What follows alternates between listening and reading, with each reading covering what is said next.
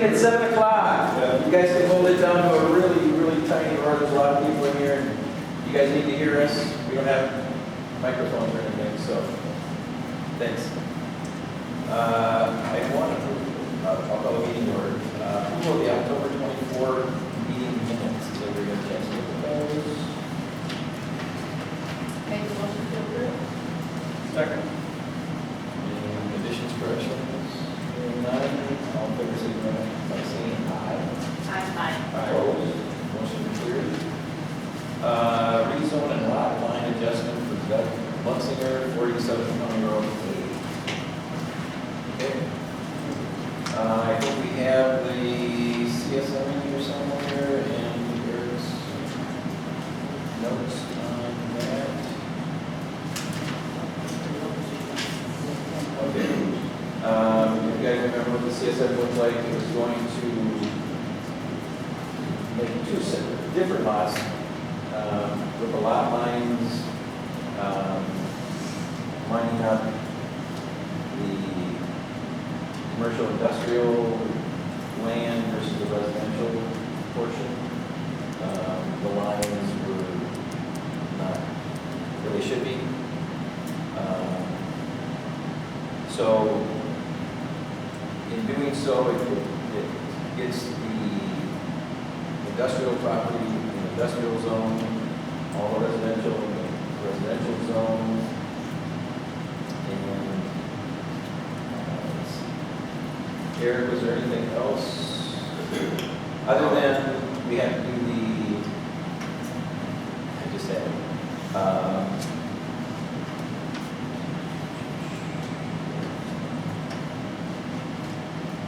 the special dispensation because of the size of the lot. Right, so the reconfiguration of lots, it doesn't meet exactly the subdivision code. There is a section of the code that allows the town to do just this, where you're basically improving an existing situation, but it doesn't strictly conform to the current code. It's similar to a variance, but we're not going to do a variance. It's a special dispensation just for Correct. us. And the town attorney did review it and was okay with it. And I'm concurred. Is there any questions from the board? I know we've seen this a couple of times. And this doesn't have anything to do with the actual site plan approval. It's just the lot realignment and then the rezoning, getting it back to where it should be. There we go. Does anybody want to make the motion? Maybe I'll do it. Make a motion to approve the two-lot minor CSM with the special dispensation of ordinance 90-9A. Do I have to elaborate at all on that? I don't think so. So either, that should do it, shouldn't it? Yeah, you can do them separate motions, I think it's probably best, the subdivision and then the rezone. Okay, so this is the CSM, realigning the lot lines, creating lots that don't exactly meet our ordinance. So we do special dispensation on that. Are we clear on that? Okay, so I made the motion. I'll make a second. All right, any further discussion on the lot line adjustment? Hearing none, all in favor say aye. Aye. Opposed, motion carried. Now we're going to do the rezoning. And I'll make a motion to rezone the property. I don't have a lot of those written. One lot of residential and the other lot, I believe, industrial. Yeah, so that the chunk that you're carving off of the residential will become industrial. And the residential will remain residential. So the residential doesn't need rezone, just a piece of carve off to make that flag. Adding more industrial, I think.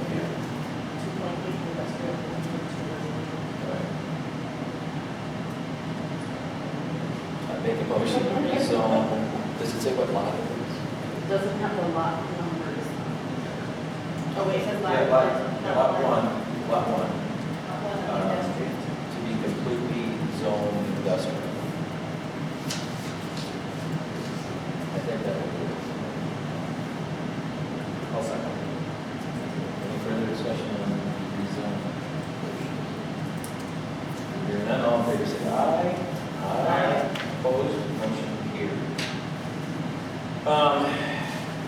want to do the site plan approval tonight? Or do you want to wait till spring? You talked about it before. Wait, I know Nolan talked to you today about that, you know, I don't even know, I did a lot of applications, which I didn't even think I needed to do some of them applications. So I'm not doing nothing to the property, we're just fixing. You've already done things to the property. What was it? You've already done some things to the property that we need to approve. Okay.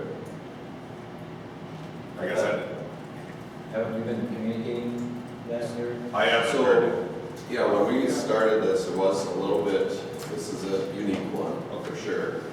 And we talked about how we would go through approvals, and I started with the site plan, that led us down the subdivision and rezone piece. But there's no current proposed exterior improvements. So, but when we had met as with town staff, felt like the site plan approval was required because of the change in use or the added use of the auto sales. I think reviewing the code, I don't know that it specifically calls for one. I think you have a couple of options. You could simply take no action on it and approve the rezone and recommend as you did. Or you could move to approve that site plan that they provided that showed at least enough parking is available and then some for operations. Or you could postpone recommendation until some future date as well. But I think I would go one or the other. I'd probably either take no action, let it fall off the radar until he does come with some exterior improvements, or consider recommending approval. We also talked about reviewing the septic I thought there was more to it. and the restrooms, and this was all triggered by the new use, the new business that's going to move in there. And did we have the fire department? Fire, that was also talked Did about. they get back to you at all on what they expected? No, so while we, received some photos of some of the, interior improvements, I guess, and then it was discussed of what did have building permits. I think that building inspection was following up on that. And, yeah, there was, the septic was permitted, or was it only tank that was permitted? I think it was being followed up on, but not bad. Yeah, I'm inclined to table it until we get more information. So, Sure. I need to table the site plan for the second. Specify a date. If you table it, you do, if you postpone it, then you don't. Okay, if I postpone, I thought there was a catch there. I wouldn't give a date. Yeah, we'll just postpone that for now.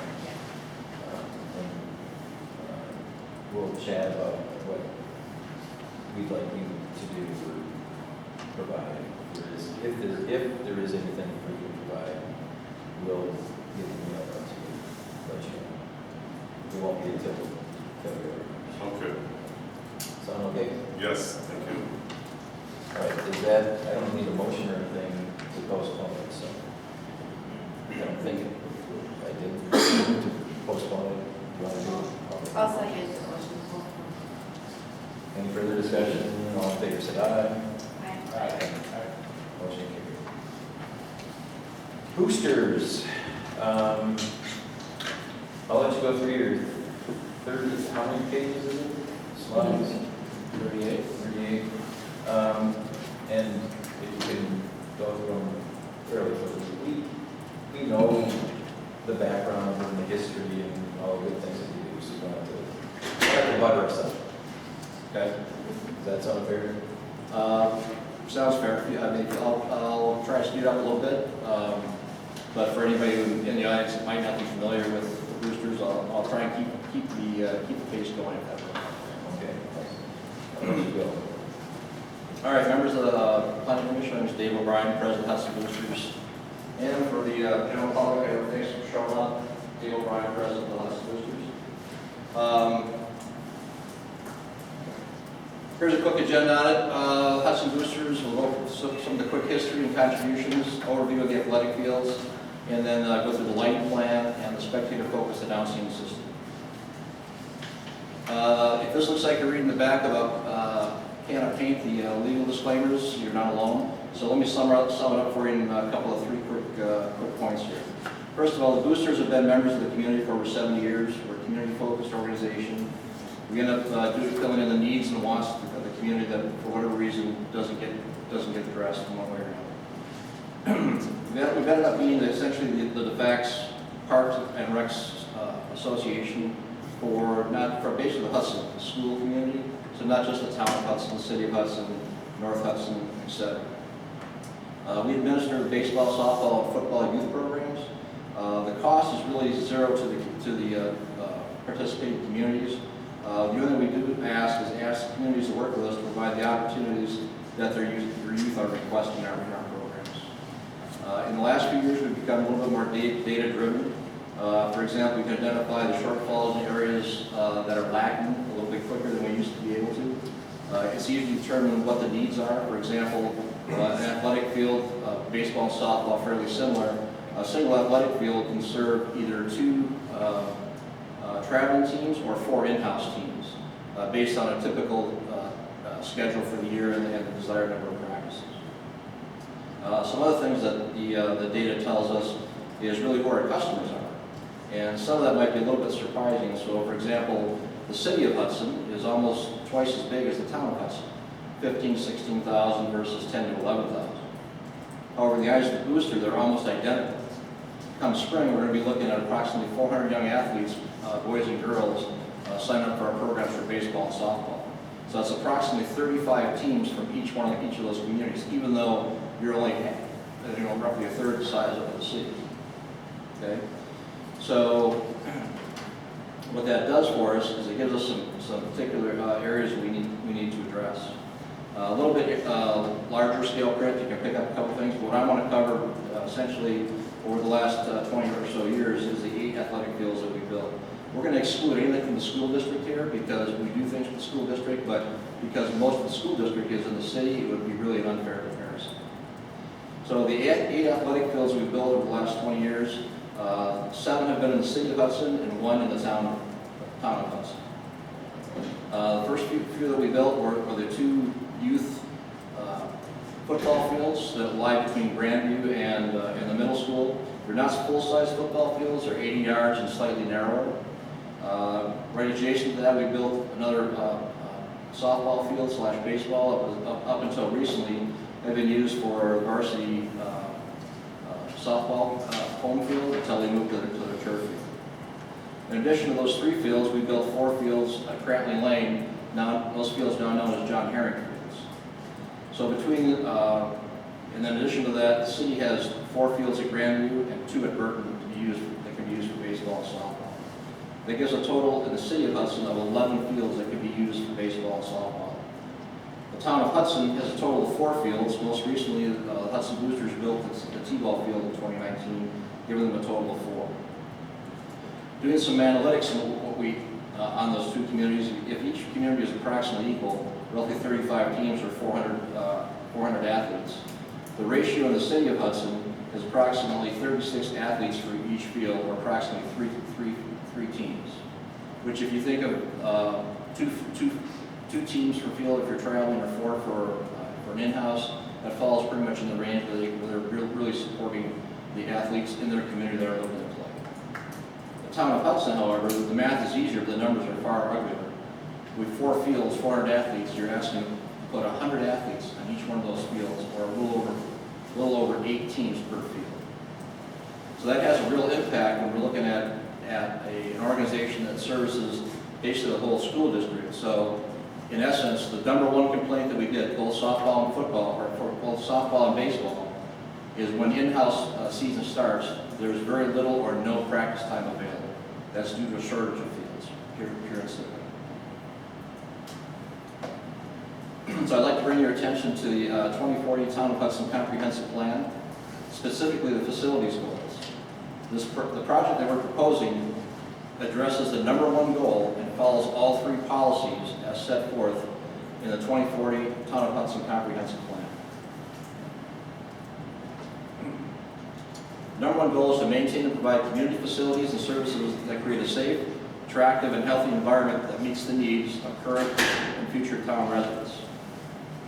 I think it's pretty obvious right now, we're not quite meeting the needs of the town residents.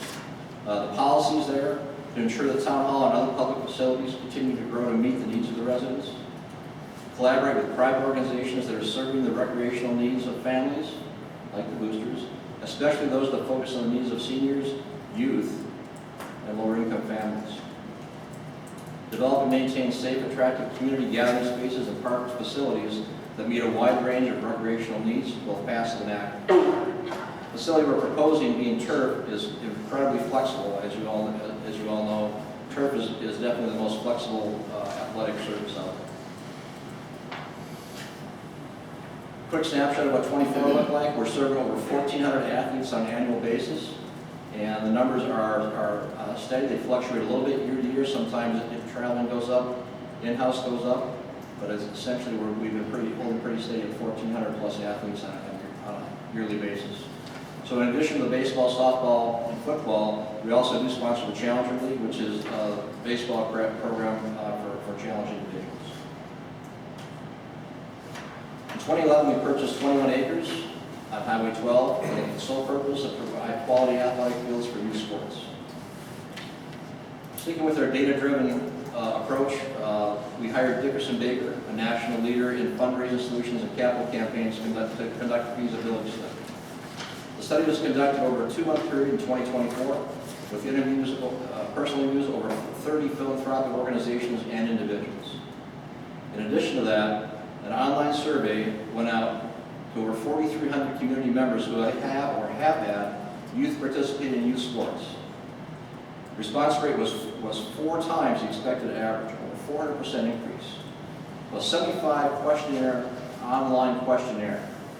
That's a lot of questions. To get a 400% increase over the expected indicates a lot of enthusiasm and opinion. Of that 4,300, you could back the numbers down. Approximately 1,200 would have been from the town of Hudson. Of that 1,200, 8%, meaning approximately 100 households from the town of Hudson took the time to answer those questions. The end result was an overall positive support in moving ahead with the youth sports complex. In addition to Dickerson Baker, we partnered with ISG, a leading design firm in the area of sports facilities, for the initial concept and design. We came up with a state-of-the-art complex for all programs and all skill levels. And when I mean all, I mean all. So the boosters concept of this is that on any given night, baseball, softball, in-house and traveling will all be playing simultaneously at this facility. It is not intended to be the sole home of baseball, the sole home of softball and traveling. It's for everybody in the program. Period. Approximately 75% of our customers are in-house youth. So the complex will consist of 5 lit turf athletic fields, electronic scoreboards on all fields, so no matter who's playing, they can feel like they're a D1 athlete. A spectator-focused announcing system so that it covers basically from first base to home to third base, so that when your family's there, or grandma and grandpa, and somebody's going to do announcing, they can hear what's going on in your field and not the field next to you. The facility consists of 324,000 square feet of athletic space, over 7.4 acres, full concessions, restroom facilities, playground area for the families, because obviously if you've got kids and you got one playing, there's probably a couple extra that are floating around. You've got to have a place for them to hang out. A spacious central plaza for gathering, an area for future indoor training facility. And as I mentioned earlier, it meets the athletic complex addresses in the Town of Hudson's 2040 Comprehensive Plan, top of page 14. Estimated cost of this project is over $14 million. Based on 2025 population estimates for the Town of Hudson, that's over $1,300 for every man, woman, and child the boosters is willing to invest in the community.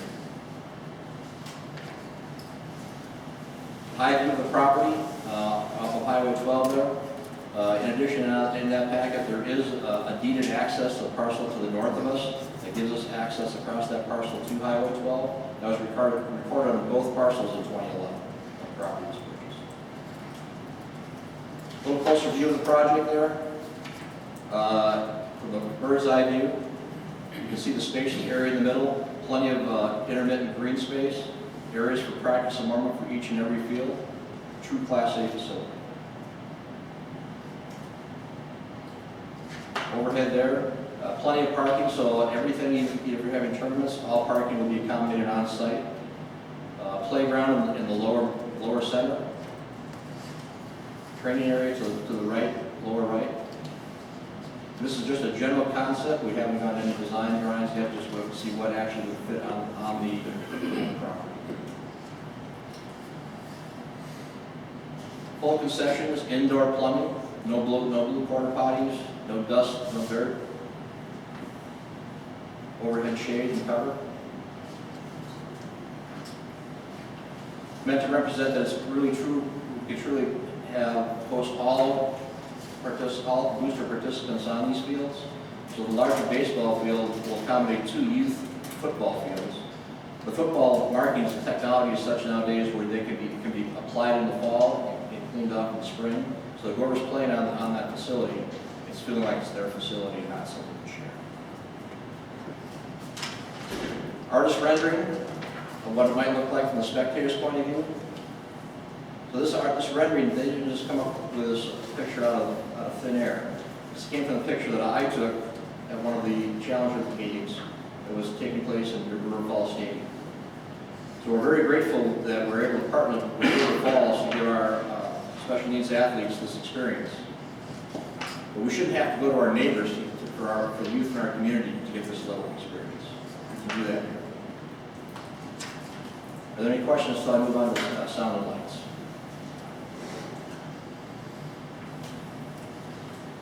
Okay, moving on. Quick picture of the renderings there. Of course, everybody's familiar with what they have in the back of their mind, what stadium lighting looks like.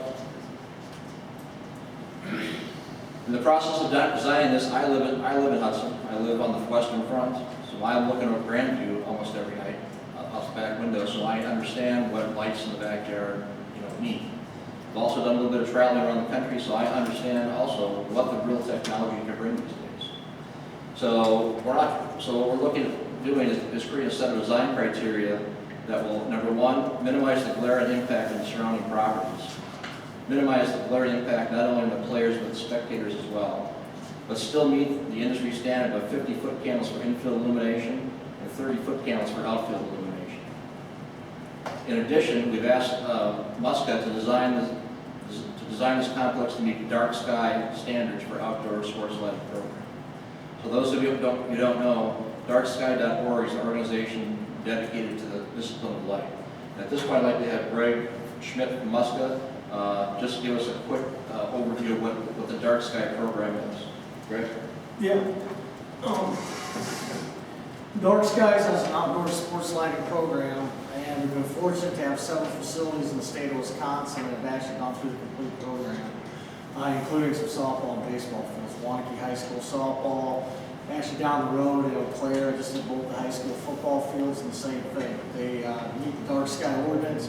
Both those facilities were neighborhoods where they didn't previously have lights, and so that makes sense to try to go through and provide that type of spill and glare control for the neighbors. It's our interest to be good neighbors. I think if you people local here, if you go to the Hudson High School football field or the tennis courts over there, you see a big difference in what we can provide versus say what the old stereotypical pictures are that are going to provide a lot of glare and be a nuisance to the neighbors. So when we transitioned from HID to LED, the big thing is to be able to be a good neighbor. That's one of the core tenets. We do a lot of projects in highly densely populated areas, and so that's what we did with this project. We ran through the Dark Skies program. So the way we've been moving forward with the boosters is it's in conjunction and adheres to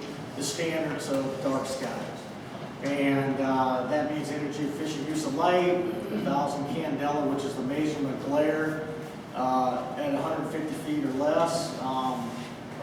So those are just kind of a snapshot of what the program does and the improvements. So if you have any questions as Dave goes through, I'm happy to answer them.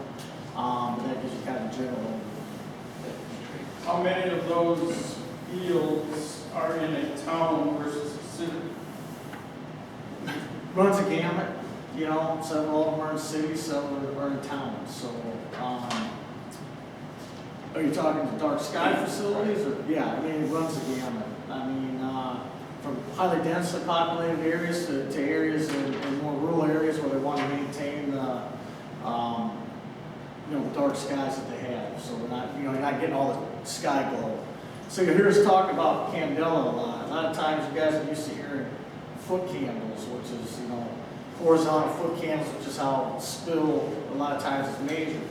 But what's irritating to the neighbors and the players and things like that's the glare. That's what you actually see. And so that's measured in candela. And so when you look at the dark sky program, they're concerned about candela. They don't have a measurement for horizontal foot candles because if you get far enough away from the field, regardless of how bad it looks, you will adhere to or meet horizontal foot candles because of the nature of the horizontal reading. So the candela component is how that glare is actually measured, and that's what the program is.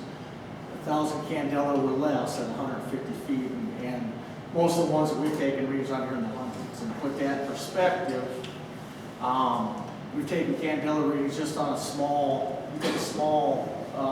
kind of obnoxious parking lot light. That'd be like 168,000 candela. So we put that in perspective from a relative perspective. That gives you an idea. It's not a linear measure, you know. It's kind of exponential. So. Is there a device to measure candles? Yes, candela meters. Correct. Candela meter? Correct. Very rare. Not a lot of people have them. Well, I don't have one either. Yeah. But I get the complaints. Correct. You can see the light, but there's no foot candles. Correct. There is candela. We measure with candela meters.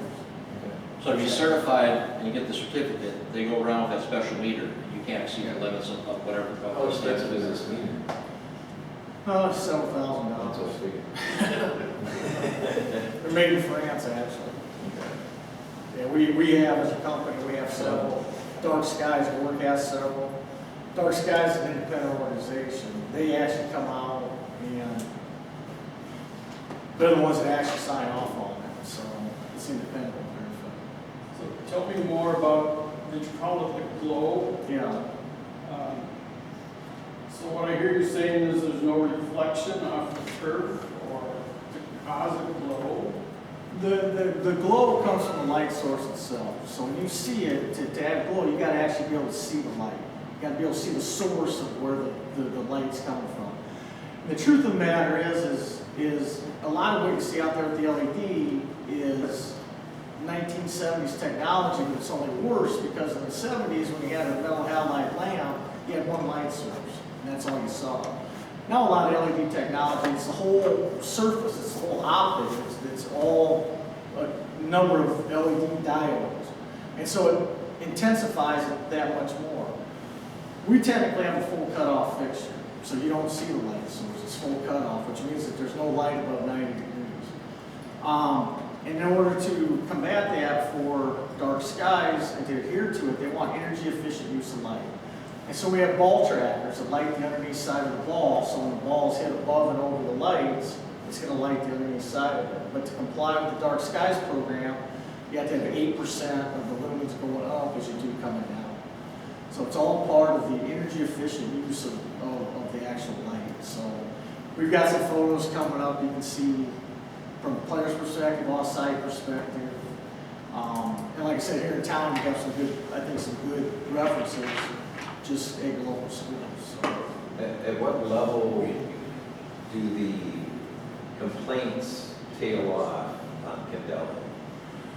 It's a good question. We've helped some communities with the ordinances and actually get people out to take a look at them and take the candela meter and go shoot candela meter and go, how does that work? And generally speaking, people are pretty comfortable. Like if I was gonna paint it with a broad brush, I'd say somewhere between 7,500 and 10,000 candela. So most people look at something that's between 7,500 candela and go, yeah, I can live with that. You know, that's not bad. And that's generally where people are, they're trying to tweak an ordinance or write an ordinance around candela. That's kind of where they fall. That's about that. Where's your closest facility with this product? High school football field, tennis courts, Does East Ridge over in Woodbury have it? yeah. That's River Falls High School football, Boyceville, we got them all. Baldwin, we got the Baldwin baseball, football, just at Amory, baseball, softball, football. Are these dark sky certified, or they're just a technology? There's to say it's technology, but no, none of those the closest dark sky certified fields that have actually gone through. Actually, the 2 Eau Claire fields have to have dark skies come out and certify them. Yeah, they've gone through the dark sky program. It's just a matter of getting them certified. Those would be the closest. So the technology we can see at the school, but to get to an actual certified field, we have to do a Claire actually get certified. So the dark sky standard is above and beyond. It's not a city ordinance. That's something above and beyond because we're designing this because we live in it. I got grandeur in my backyard. I understand, but having the lights on. So we're looking to design this like we're going to live next door. Okay. So what you don't see out here is lowest bidder, right? It's not a cheap process to design a facility to the dark sky standards. Not only the ball fields, but the parking lot as well. With that coming. Go away. All right, evolution of light control. So as Greg had mentioned, really since about 1977, it's really just a matter of trying to adjust the lens and the parabolic reflector and a couple of light shades on it until we get to the technology of TLC LED. Here's an example of measuring these candelas with the glare. Okay. Moving from 1977 to the right, it slowly gets better, looks a little bit better, until when it gets TLC LEDs, it drops all the way down to 7 candelas, and then that's the product that we're really looking at, that's what we're going at. On the right, the not lowest bidder LED. Okay, even like he had mentioned, even worse than it was in 1977, unless you're applying the proper technology, what you have. Okay, to set your mind as kind of a frame of reference, this is not a dark sky facility, but it's a before and after. It's a retrofit in Kansas, so it's not designed optimally, but gives you an idea on the left what the fields look like before they change it over to the TLC LEDs, and then what you see on the right. So it's an incredible difference in the amount of the glare that you're looking at, yet the fields are well illuminated. The next one is a similar setup for football. Really 2 things to look at here. Obviously the glare on the top of those light poles on the left, and you're looking right at, obviously on the left, you can tell you're looking at the light source, right? On the right, you're also looking at the light source. An incredible difference. And then the second thing to look at is look at the light on the field itself. Both of these projects were designed with the same specifications in mind. 750 lux or 75 horizontal foot candles. But look at the performance of the LEDs compared to the old high-intensity discharge lights. No pun intended, light and day difference. In designing these dark sky programs, the field on the right is Waukene, just northwest of Madison.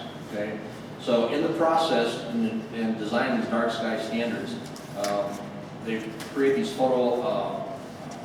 basically photo maps that kind of map out what the candela ranges are on in a picture that gives you basically a color snapshot, looks like weather radar. So what I really want to look at on these is take a look at this right here. So usually we think of as yellow as like caution, and leave the intersection, right? But the reality is from the green to the yellow to the light orange. If you look in the upper right, you really can't see any light hitting the surface in those areas.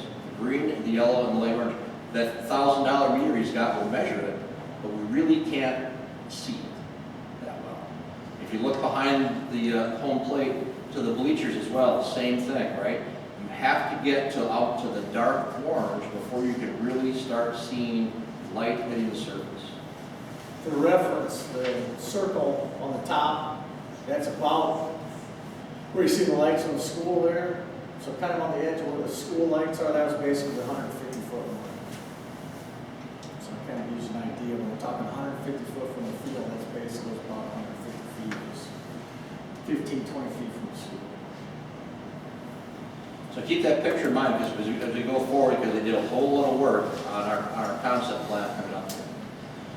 So to get to that level, they've got to do a whole lot of model detail. This is just one of 30 plus pages of detailed modeling that they had to do to generate this.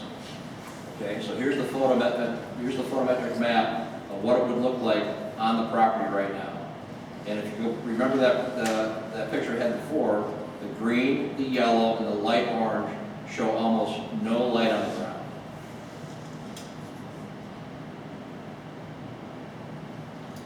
So at the neighborhood meeting on November 18th, we didn't have the parking lot one done. All we had done was the area with light standards. So in response to that meeting, we went ahead and had Muska, they put the effort in to actually include the parking lot to dark sky standards, what that would look like. And the other question that came up at the neighborhood meeting was, after we kind of looked at it, was, well, it might be nice to have the parking lot on the Highway 12 side, because the parking lot's going to be lit every night, and the ball fields are not going to be lit every night. So we then flipped it around. We didn't redraw the plan view. So in other words, we're not going to exit through Trinity Sanctuary. That's not the plan. Okay. But we just wanted to demonstrate, if we flipped it around, where are those red, yellows, and light oranges going to end up at? If you look at on Highway 12, because one other comment was made was, what about the glare going down Highway 12, and it's going to affect the cars and the drivers? Well, if you look at it, the Candela glare meter that, in this case, the parking lot that touches Highway 12 is 5,000 or less. The car coming at you with headlights on is in the area of 50,000. So for the only way for this facility to create more glare than a set of headlights coming down Highway 12 is to drive down Highway 12 at night, at highway speed, and turn your lights on. Then this facility would actually create more glare than your car. But I don't think anybody's going to drive down Highway 12 with the lights on. Okay, then next, some of the other tools they have is to visualize, exactly how the lights are going to look on the field. But the reality is you really want to see what it's going to look like in real life, right? So here's an example of a picture. It gives you 2 points of view. One, from the player's point of view, and two, really from, if you're behind home plate, what is the spectator's point of view. And those are two areas, again, between the player and the spectators, we want to address the glare there. If this is a normal lit field, you'd be looking at two huge light poles with glaring lights on top of it. Right here, you're looking into the light source. There's very little glare. If you're behind that light source, it's far less. All right, this picture is the same one at Waukene, and to really look at this and look at the difference in the technologies. The soccer field in the back is 2007 Muska structures. Obviously a little bit more glare. You can see those circled in red. And in the foreground is the TLC LEDs. You can't even hardly see the top of the pole. Technology on the one in the background, it does drop off light pretty well, but it does kind of bleed over. But look at the sharp drop off with the light on the field in the foreground. How quickly it becomes dark, just getting a little bit away from that field. That's what this new technology can do. More of a bird's eye view. If for some reason, just on the top of that picture, you happen to have to live up there, there was a house, you're out back at a picnic table, you need a flashlight to find your potato chips, because there's not enough light from that left over from that field to locate that. Kind of wish some of my neighbors would have such technology on their lights outside. picture of Mount Washington, Kentucky, and it's not to show they have a tough time controlling the weeds in the picture's mound, but it's the house in the background I want to draw your attention to. Okay, that house is right in back, adjoining this field. The biggest glare problem here is the open garage door, not the field glare to the house. One other comment I want to make on this is for the four little fields that look like this with a pole straight away center field, because the size of it, at about 225 to 275, we'll do a 5-pole design, done several of them in the state. But as a batter, you got to have minimal glare, otherwise you're not going to be able to see the ball. And so the requirement is basically 500 candela or less at home plate. And so you can see that, you know, basically the pictures taken from home plate, you can see that no problem playing ball from that position. So that just kind of gives you another example of what's going on here with the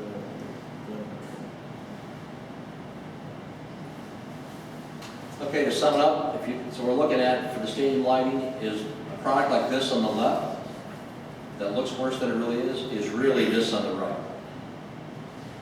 So we can use the design tools and technology that Muska has to create fields that are lit just like this on the right. Any questions on lighting before we get into spectator-focused announcement system? How would you write an ordinance or amend an ordinance, our ordinance, to accommodate this specific light?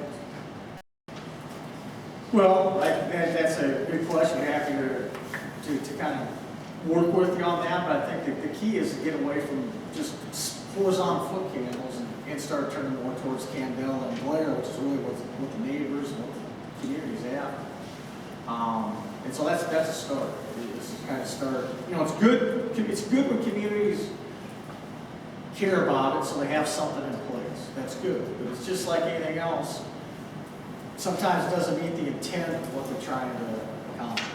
And this is kind of an example of that. So I'd be happy to, you know, get some of the muscle engineering folks involved and just, you know, work with you on, you know, we have other communities around the country that, you know, we've been involved with to get just some, you know, start with some basic language. So The reason I asked the question is our ordinance right now is pretty straightforward, no lighting.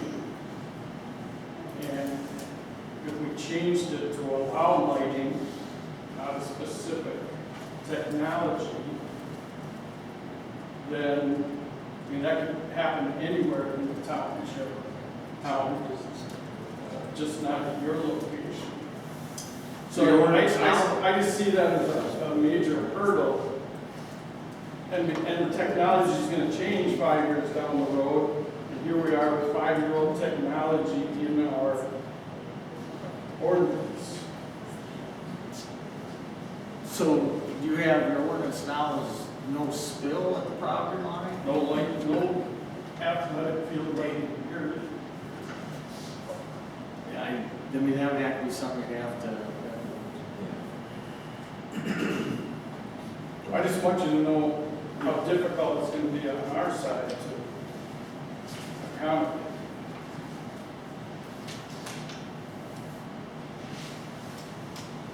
All right, moving on to spectator-focused announcement plan. We took kind of the same approach with lighting, so we created some design criteria. Basically, we want to make sure the sound is focused from first base to home to third base. Minimize the sound bleed over to the adjacent fields. Minimize sound impact on neighboring properties. We would want to utilize the industry standard electroacoustic simulations for engineers, the E software to achieve the above standards. Visual impact, kind of what we're looking at is the area on that one field that was covered in yellow would be the area that we want the sound focus to go to. Initially, we were working with Daktronics, which is the maker of scoreboards, but after a few discussions with them, it became apparent that their products were too loud or too big for this particular application.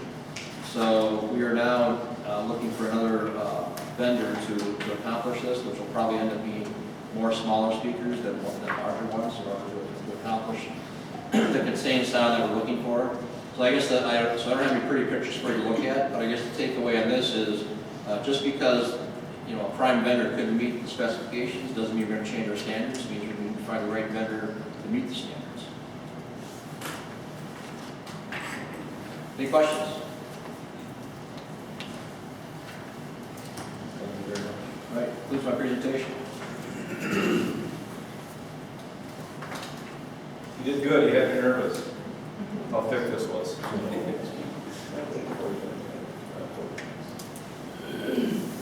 All right, 51, I guess, was the number, pages.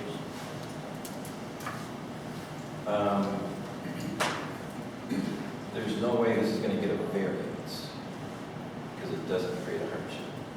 So the options that we have is to actually change our ordinance to allow it, but have. Brad, can you speak a little louder for us, please? I can't hear you either. Our options, I don't believe one of the options is a variance because it doesn't, there's no hardship per statute. It just doesn't meet the threshold for a hardship to have the possibility of granting a variance.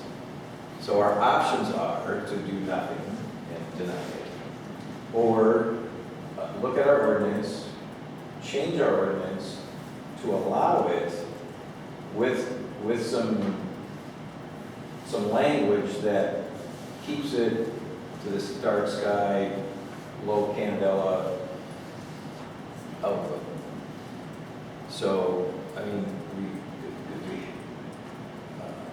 so that's what I'm looking at the board to recommend to the town board to do, is those two options, do nothing or propose a change to our ordinance.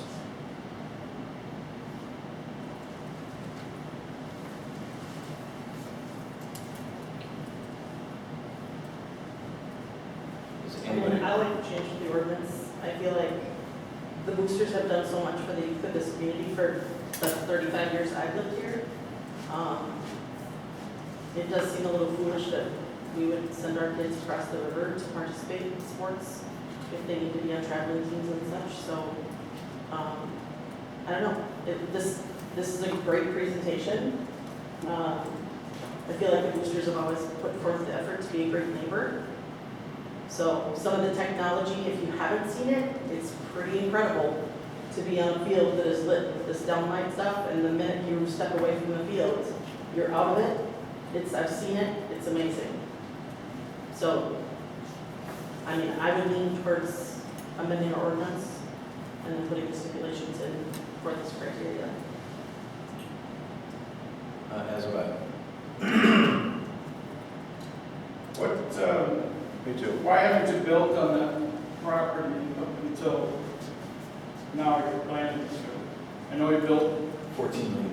Yeah, 14 million. Maybe some fundraising? 14 million, yeah, 14 million reasons why.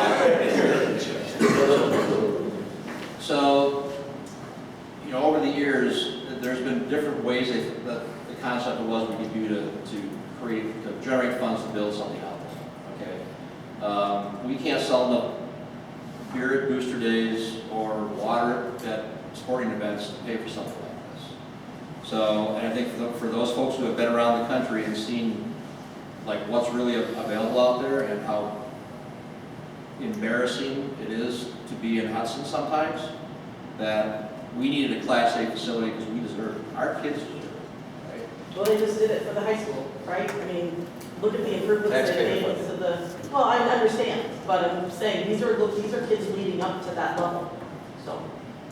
So I think if you're looking at this, there's several more slides of the rendering concepts there.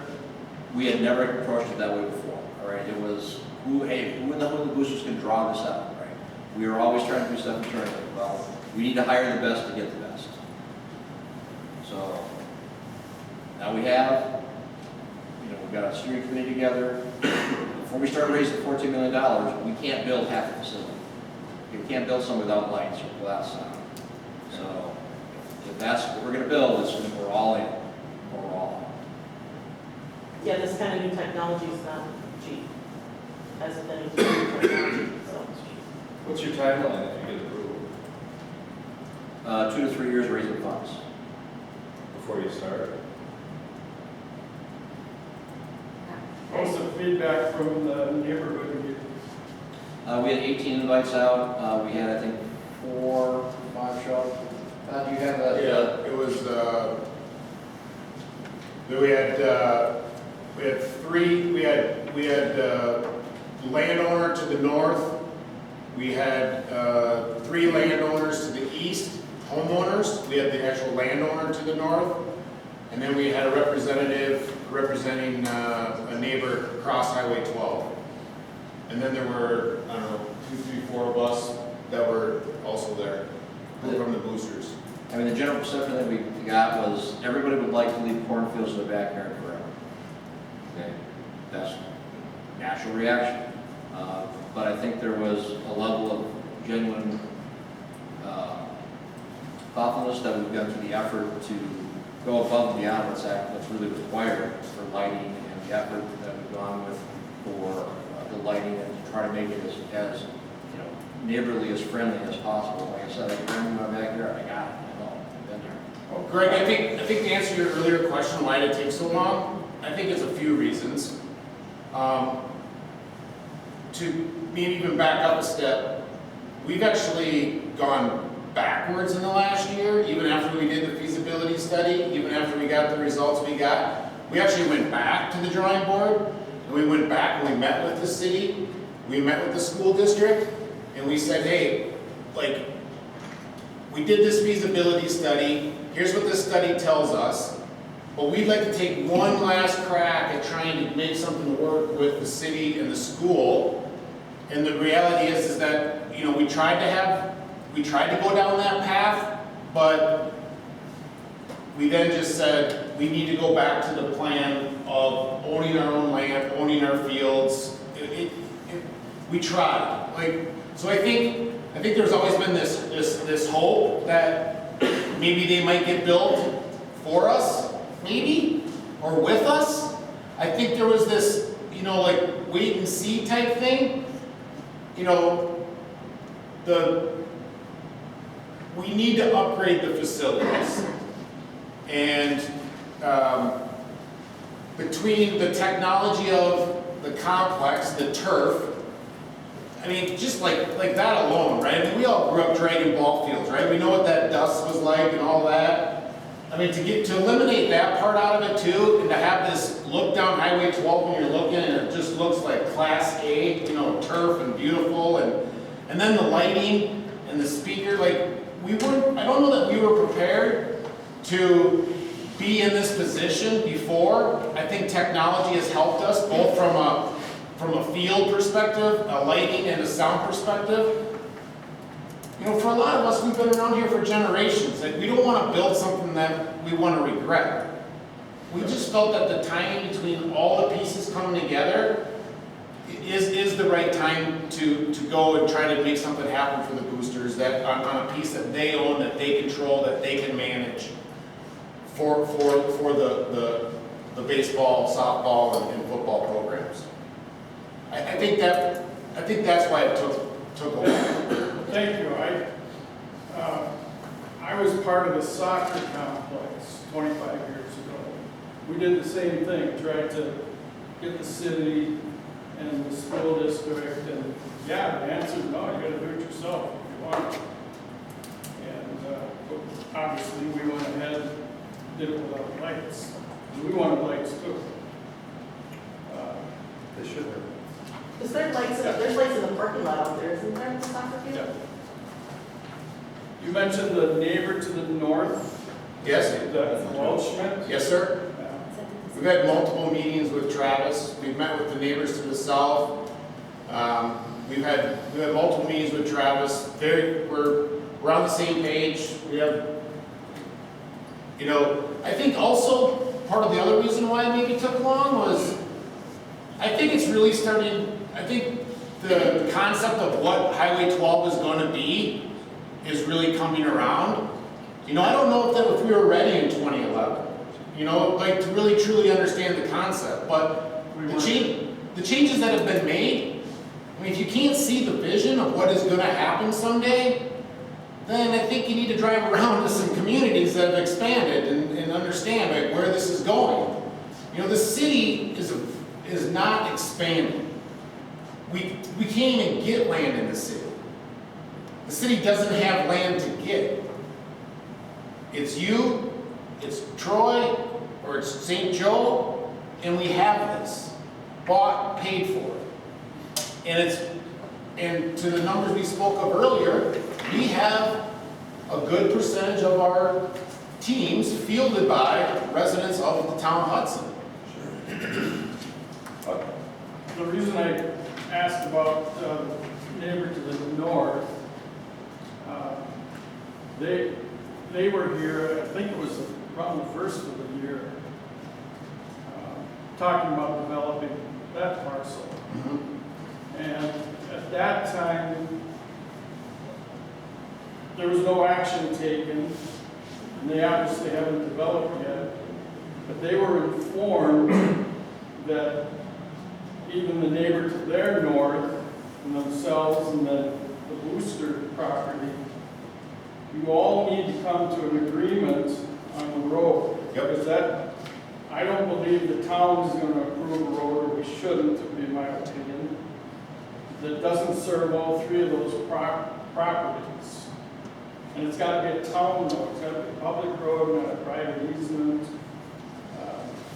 That's another large hurdle I see for you.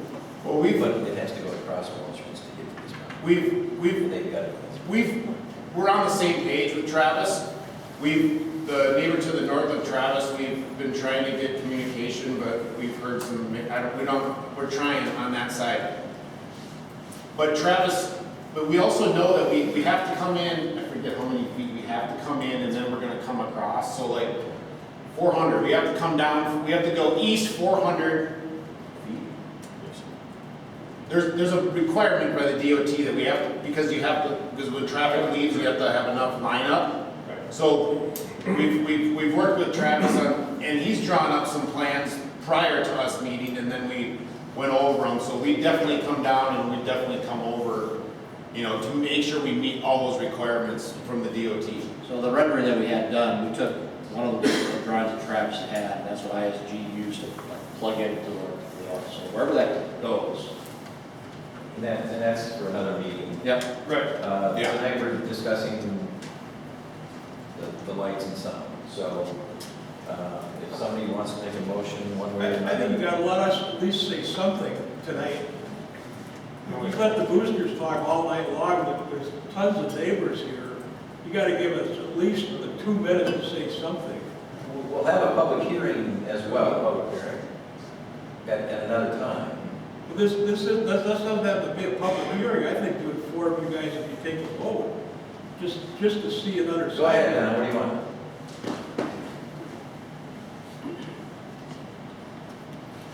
To give you just a little bit of space for the podium.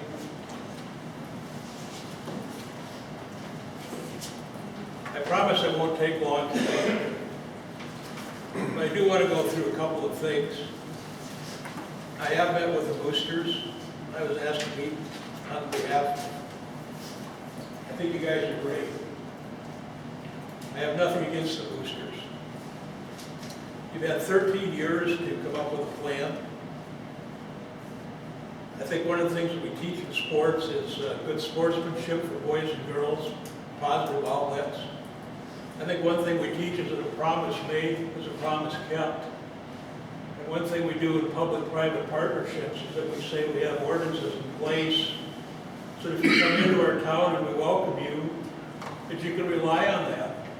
If you build a home and you have a family here and you raise them, and you send them off to the boosters or you build a home here, you can rely on what's going to be built next to you. And that's what we have ordinances for. And our ordinances say if you have a youth-oriented recreational facility, it has to come in an ag residential use as a special exception. And if you look at our comprehensive plan that we referred to tonight, this use is not permitted in a commercial use. So as we look at all these things and what's happening here in the future, We better look at it tonight as an ag res, or we're gonna have to really start amending our ordinances because it's not permitted in commercial use. So in ag res, it comes in as a special exception. And you're asking for a special exception to a special exception. So what SEH is saying is what's the truth in our ordinance. If it comes in, it says you have to meet these 4 things as a special exception. No significant opposition from the surrounding property owners. Operations during daylight hours only. No stadium lighting. No amplified sound. Now, you're being asked tonight to say, hey, this sounds great. Let's approve this so that we can say that we've got stadium lighting that's based on a Muska plan so that we can go out and fundraise $14 million that may or may not happen. And I happen to think that road does apply to what we're talking about because the boosters agreed when they bought the land that not only will they build that road, but they're going to maintain that road in perpetuity all the way up to Highway 12.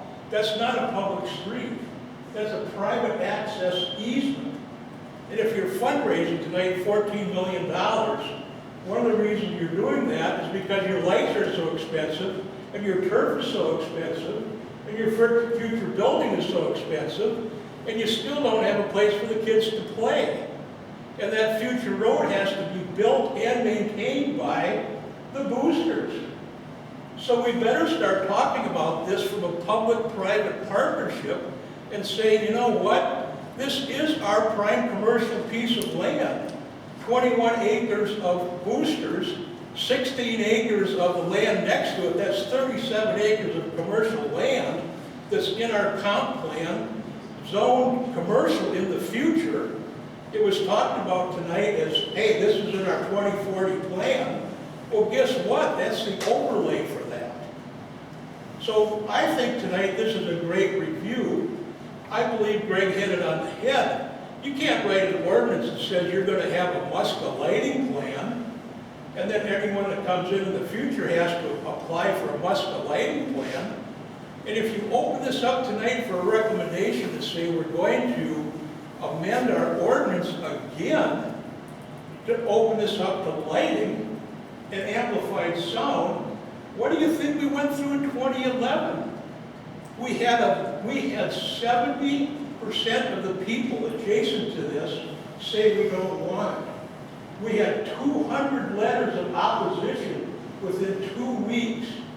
We had a lawsuit that went through that we had to take the town with a lawsuit to say, go back and redo this. You can't do this. And you know what? The boosters, this is why I say a promise made is a promise kept. The booster executives at that time said, you know what? We agree with that. We're going to rescind our request for stadium lighting. We're going to rescind our request for amplified sound. We're going to go with daylight activity. And in August 2nd of 2011, the preliminary approval plat for this site was approved with all of these conditions. No one under 19 years of age. It talked about where the fire trucks will go, where your retention ponds will go, and you guys agreed to it.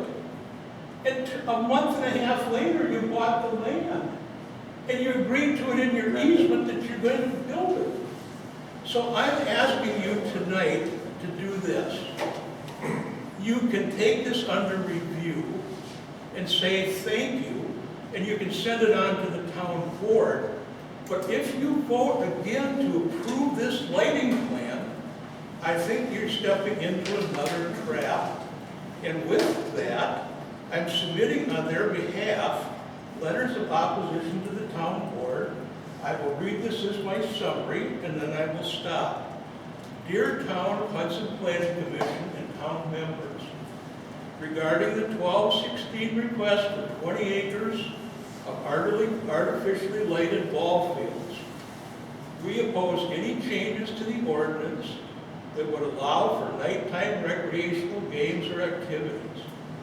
We oppose any request for the use of artificial lights or amplified sound systems. 2, this is still a rural township. As homeowners and neighbors living in the vicinity, we oppose the introduction of lights and sound systems on agricultural residential zoned land. 3, please keep the existing ordinances in place. They have been debated, refined, and relied upon for over 3 decades and applied to all properties in the town. These ordinances should not be changed or amended to allow for a special exception for this lighted and sound amplified request. And these are submitted for the correct adjacent neighbors. And with that, I appreciate the time.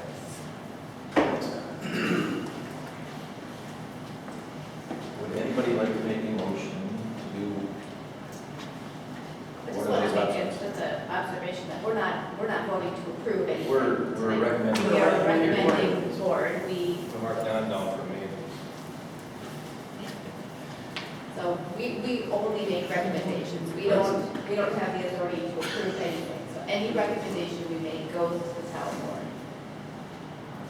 I hear and I respect all sides of this. You know, I have kids who are now grown that spent many years traveling with them to sports complexes all over the country, and you see them very often located in a town or situation very similar to the one that we have here, where, you know, it's a sports complex that's located, you know, very near to residential areas. And so, you know, while I respect, you know, the need for a sports complex, and I think it's a really tremendous asset to our community, you know, there is an impact to neighbors. But I do feel like, you know, we owe it to this community and to the children of this community to explore this option further. So I would make a motion to recommend to the town board that we consider exploring language and amendments to the ordinance to move forward with this proposal. Second. We have a motion and a second. And I think part of the discussion is there's new technology all the time. And if we don't accept new technology, where would we be today? So I will call for a roll call vote. All in favor say aye, but we're going to do Craig? You're going to have any further Yes. discussion? Sure. Eric, what are we missing? You have a very good summary. Anything you'd like to add at this point? I don't know that I'll add a lot, but maybe some almost recap of what's been proposed with the lighting and the sound is clearly not allowed in our ordinances. It also doesn't set up well for requesting a variance in the private option. So if there is, you know, the notion that the Plan Commission might want to allow the facility, you have to amend your, my opinion is you have to amend your ordinance as you've discussed. And you can write it narrowly as well, you know, so at certain locations, certain types, that kind of thing too, to make sure that, I'll say these types of facilities aren't happening all over the town and not aware that where you guys want them to end up. So I think if we're looking at it as something that would benefit the town, I think this is the route to take to amend the ordinances. So what I heard you say is we could narrowly define this property in the ordinance? Well, I don't know if you could specific to the property, but I think you could write it that it doesn't fit in other spots, or it's limited to spots that you believe are appropriate for the use. So I'm not an attorney or but yeah, I think there's some ability with the ordinances to narrow the scope, narrow the location. I just watched Footloose. I feel like this is like a Footloose moment. It's one of That's the future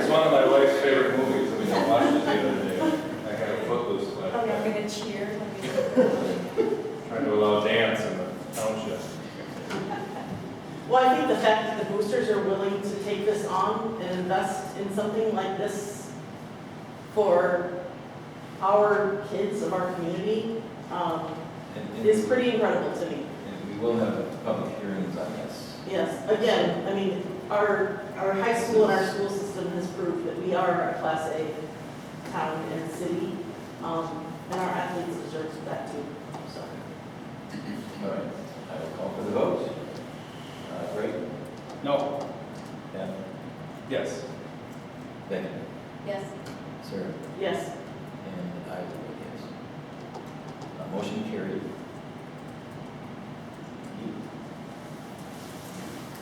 We'll pass this on, and if we can get some help from Muska or you, if you can find some other municipalities that have ordinances that are what we're looking for, if you can get us copies of that, that would help us as well.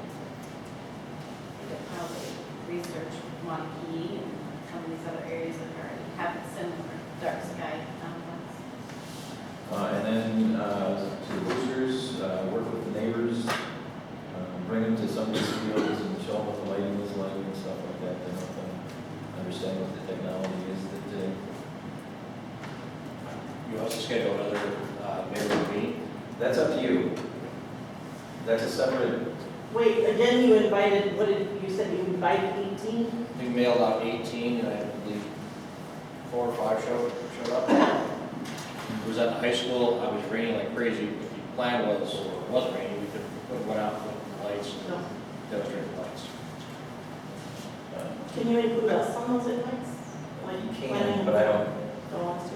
and Mr. Chair, I have a positive suggestion. If you're gonna do that, I think we should hold an open house. And let the neighbors come and answer the questions. It's not just the local neighbors that have questions on that. understood. I mean, the slide deck says, hey, it's the same as looking at a car with. They're just not gonna mail out 1,000 invitations. But if they can do it on social media and set up a meeting, open house thing, they absolutely can do it. My only point is, the open house that they had was by invitation only, and it was such a limited number of people that even knew about it. Maybe you open it up for other people if they're interested in letting people know. And that's up to the boosters. That's just a suggestion. No, Yeah, to Don's point, that's why I asked Eric about a narrow definition. I mean, you've got the soccer fields, you have these fields. There are other residents that could be affected in the future. Well, I mean, I think they're two different spots. I mean, Highway 12 compared to UU and the residents around there, and the technology we have now compared to what it was, and talking about stuff that happened in 2011 or 30 years ago, I mean, we're evolving. The community is growing. We have no place to build. We need help and support. And, you know, again, the concept of what is going to happen down Highway 12, Absolutely. Yes. something's coming. Yes. The Yes. freight train's coming. Right? Okay? They might not like what can go in a commercial district. Yeah, you can have a versus ball this. field, or you can have a commercial building. Yeah. It is gonna change. Well, I think. We're talking about baseball, You should- softball, and I we're think talking that about lights- seasonal sports. Like, you know, I mean, it's not like these lights are gonna be on all night long. These kids gotta get home, they gotta go to bed. We'll talk And you about can- that in the future meetings as far as the site plan. The lack of lights on the soccer fields, I would argue, has greatly hurt Western Wisconsin club soccer in losing kids to the cities. The facilities are good there, but they're not up to where they should be because of the limitations from past bodies. They just have. It just seems. Obviously, we have to keep the neighbors. Well, right, but you can't. You Like you said, can't it's not absolutely gonna go to shield everybody from progress. No, I'm just saying, have some limitations. And I'm guessing that there have been amendments to the comp plan before. If it's a tied game and it's 10-30, it's just gonna have to postpone it. There's gonna be some hard and fast rules. They'll develop, put a guy on second and. That's Look, we could write in a pitch clock. Thank you all. Just one other thing for our committee. We cannot email each other. Yes. Like Clint did. Can't. So everything has to go through my office. Any kind of communication, you guys cannot